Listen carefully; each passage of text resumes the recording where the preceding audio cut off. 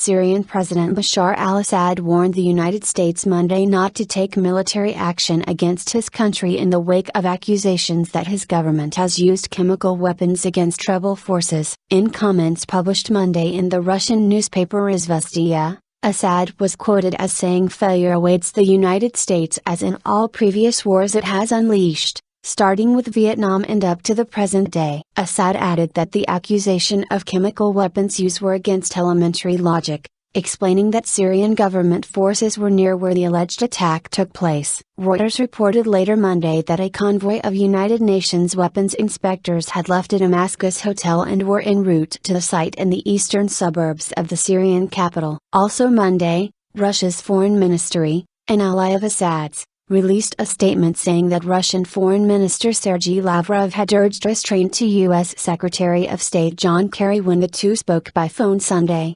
Lavrov stressed that the official announcements from Washington in recent days about the readiness of U.S. armed forces to intervene in the Syrian conflict have been received in Moscow with deep concern, the statement read in part. According to Reuters, a senior State Department official told Fox News that Kerry had told Lavrov during their conversation that the United States had very little doubt that a chemical weapon was used by the Syrian regime against civilians. The official added that Kerry had also spoken to UN Secretary General Ban Ki-moon, British Foreign Secretary William Hague, French Foreign Minister Laurent Fabius, and Canadian Foreign Minister John Baird and had relayed the same message to them. Hague told BBC Radio Monday that it would be possible for Western allies to respond to the use of chemical weapons in Syria without the unanimous backing of the United Nations Security Council. Such a situation would almost certainly arise due to Russia's power to veto any proposed resolution in the Council authorizing the use of force against the Syrian government. Is it possible to respond to chemical weapons without complete unity on the UN Security Council? Hague asked.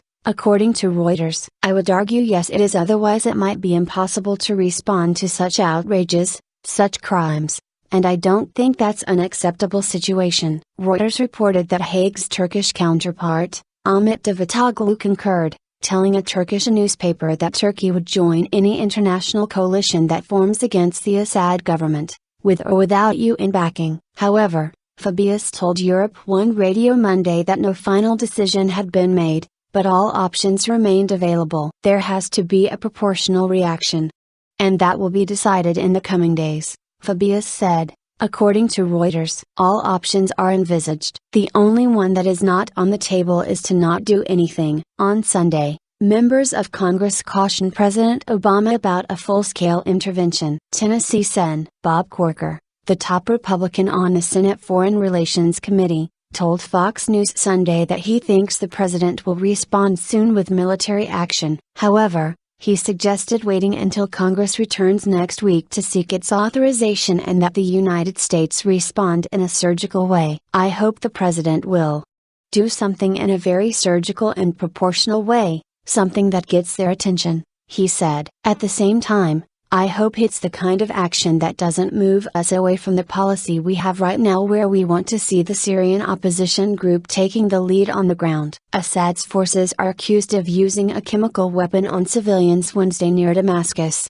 killing at least 100 people. A senior administration official says the White House thinks Assad and his forces originally denied United Nations investigators immediate access to the site of the reported attack to give the evidence time to degrade. In addition, the White House thinks any inspection now will be too late, the official said. Corker was joined on the show by New York Rep. Eliot Engel, the top Democrat on the House Foreign Affairs Committee, who called the alleged civilian attacks last week horrific and urged the U.S. to respond with its NATO allies. But we have to move, and we have to move now, Engel said. Engel and Corker's comments come after almost a year of lawmakers pressing Obama to make good on his statement about Syria crossing a red line by using chemical weapons. Defense Secretary Chuck Hagel suggested Friday that the Pentagon might move naval forces closer to Syria in preparation for a possible decision by Obama to order military strikes. However, U.S. defense officials have said the Navy has already sent a fourth warship armed with ballistic missiles into the eastern Mediterranean Sea,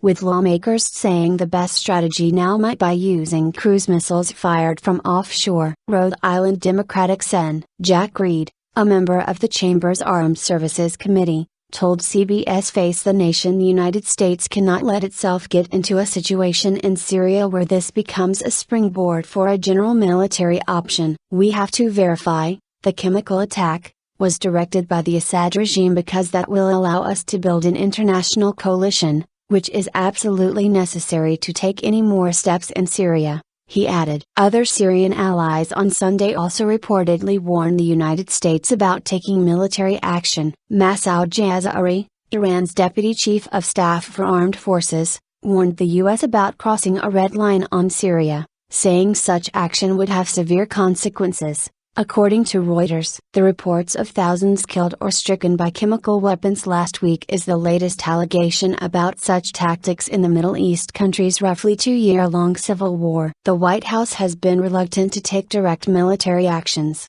instead supplying rebel forces with non-lethal aid, weighing military options and trying to garner international support. The senior administration official said Sunday that the U.S. intelligence community made the assessment about likely chemical use based on the reported number of victims, reported symptoms of those who were killed or injured and witness accounts. The administration statement follows a meeting Saturday between President Obama and his National Security Council that concluded with the White House saying the administration was still gathering facts. The official spoke Sunday on the condition of anonymity because the official was not authorized to speak publicly. Syrian state media accused rebels of using chemical arms against government troops in clashes Saturday near Damascus, while Doctors Without Borders said it has tallied 355 deaths from the purported chemical weapons attack on Wednesday. The international aid group said 3 hospitals it supports in the eastern Damascus region reported receiving roughly 3,600 patients with neurotoxic symptoms over less than 3 hours on Wednesday morning when the attack in the eastern Ghouta area took place. Of those,